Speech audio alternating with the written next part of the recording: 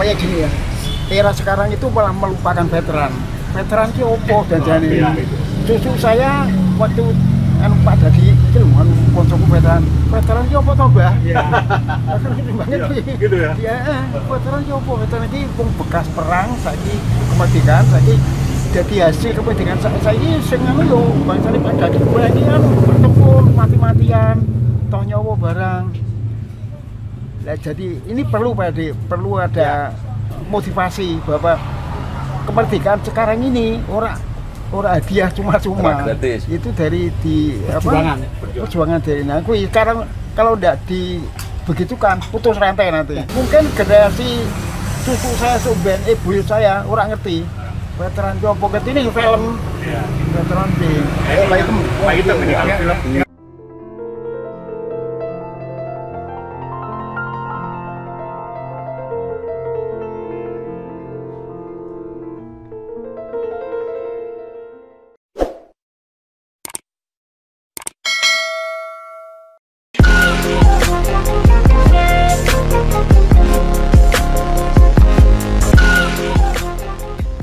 Kamis, 24 Juli 2025, para wartawan senior di Kota Semarang menggelar pertemuan santai namun penuh makna di Angkringan Wedang Jahe, kawasan Trilomba Juang, Semarang.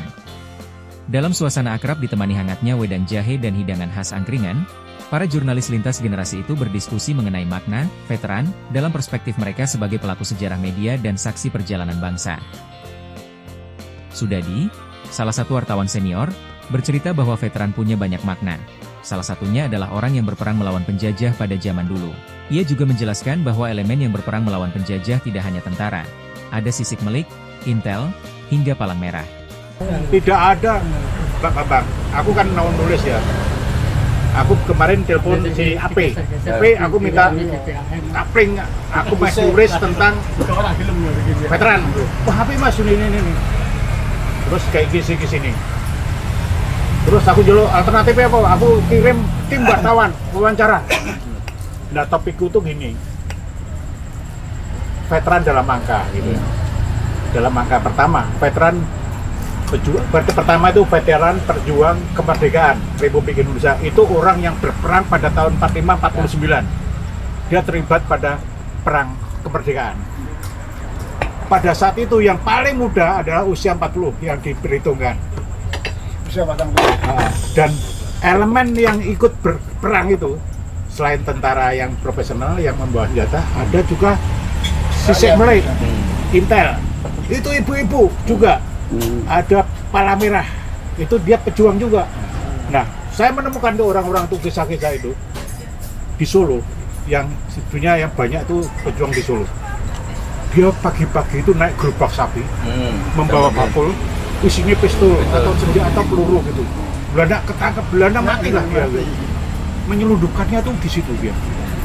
Terus ada juga yang intel sisik melik tadi, memata-mata itu kasih. Itu sipil, dia memata-mata. Jadi pada perang itu keterlibatan rakyat itu lebih banyak daripada TKR-nya. Pejuang itu lebih banyak dari, dan mereka pada saat rela di rekonstruksi dan rehabilitasi, mereka nggak bisa terus lanjut jadi tentara karena rata-rata petani. Ya akhirnya pulang jadi petani. Lebih karir berarti. Mereka sama-sama nilainya sama TKR dan sebagainya. Nah, mereka ini ada 40.000 Pak. Yang 5 tahun lagi mereka sudah dikubur. Kiprah saya Pak, aku pengen menulis 1000 kisah pejuang. Aku dapat 1000 aja dah. Mas, ya. 1000. Tak hanya Sudadi, Ihsan Muhan juga menambah opininya mengenai veteran. Menurutnya veteran harus selalu dikenang atas jasanya untuk Indonesia. Juga apa yang mereka nikmati adalah hasil dari perjuangan mereka untuk mempertahankan republik ini. Ya, panas.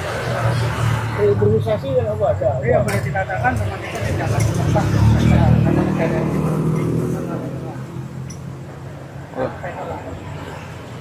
Pak itu masih main film terus? Masih. Betul. Ini kemarin juga syuting. Kelanjutan dari perjuangan soal sisi negatifnya pasti ada, cuman kita tidak akan pernah membicarakan itu karena negatifnya itu kecil dibanding dengan apa yang sudah mereka perjuangkan dengan mengorbankan nyawanya, mengorbankan keluarganya, mengorbankan segalanya. Kalau toh pada zaman Orde Baru mereka menikmati itu satu hal yang wajar. Merupakan apa? Ya, timbal balik. Jadi istilahnya usaha tidak akan mengkhianati hasil. Itu aja Usaha tidak mengkhianati ya. hasil. Ya. Jadi kalau mereka sekarang sudah, memang kita harus tetap mengenal seperti yang dikatakan Mas Dedi tadi, bahwa mereka berkorban, bukan hanya jiwa dan raga, semuanya dikorbankan untuk berdirinya Republik ini. Sehingga Republik ini kondisi seperti apapun masih tegak bisa berdiri dengan baik dan kita masih bisa megangan. Itu yang menurut saya itu aja. Yang meninggal apa? sekarang. Berjuang tanpa pamrih inilah seharusnya nilai-nilai yang perlu diwariskan dan perlu diviralkan lah istilahnya sekarang kepada generasi yang sekarang ini. Iya, betul. Karena ini merupakan satu yang sangat mahal. Iya. Satu barang yang mewah kalau generasi muda sekarang bisa memegang itu alangkah hebatnya gitu. Iya. Berjuang tanpa pamrih. Apakah hal ini mungkin ya tergantung kita semua. Saya panahnya lain, Bang. Ya, nanti gantian. Berbeda dengan yang lain, Hari Bustaman justru resah terhadap generasi muda yang tidak tahu apa veteran itu. Ia menceritakan ketika cucunya bertanya padanya, apakah veteran itu? Ia juga ingin menegaskan bahwa veteran memiliki andil untuk kemerdekaan Indonesia. Kayak gini ya, era sekarang itu malah melupakan veteran. Veteran ki opo dan jane. Cucu saya waktu Pak Dadi itu loh, koncoku veteran ki opo to, Mbah? Iya. Gitu ya. Iya, veteran ki opo? Veteran iki wong bekas perang, saiki kemerdekaan, saiki dadi hasil kemerdekaan saiki sing anu yo bangsane Pak Dadi kuwi iki anu bertempur mati-matian, toh nyawa barang. Nah, jadi ini perlu Pak Ade, perlu ada motivasi bahwa kemerdekaan sekarang ini orang hadiah cuma-cuma. Itu dari perjuangan dari aku. Sekarang kalau tidak dibegitukan putus rantai nanti. Mungkin generasi cucu saya suben ibu saya orang ngerti. Veteran Jopo ini film. Veteran di film. Tak ketinggalan, Ibhen D menambahkan pandangannya terhadap veteran. Ia bercerita ketika ia memerankan seorang veteran dalam naskah drama yang ditulis oleh Mas Dik. Dalam skenario itu, ia diceritakan sebagai seorang veteran yang terpinggirkan dan hidup di atas tumpukan sampah. Pribadi saya mengenal istilah veteran itu waktu di desa juga pernah dengar itu. Nah, yang berkait dengan veteran yang saya pernah dengar itu ada kata legiun. Justru itu yang saya pertanyakan, legiun itu apa? Ketika saya di Semarang, saya ketemu Pak Jadi yang organisasinya entah itu bentuk ormas atau komunitas atau organisasi yang bentuknya seperti apa, itu organisasinya namanya Veteran Cacat. Ada. Jadi di situ isinya para veteran yang cacat-cacat itu. Pak Jadi pernah menjadi ketua yang kantornya di Johar lantai atas. Oh, ada di Dulu. Itu perumahannya di Sampangan. Itu perumahannya. Ya di jalan apa itu? Sompok naik. Jadi legiun veteran yang khusus cacat. Ya. Itu masih kantornya sekarang masih.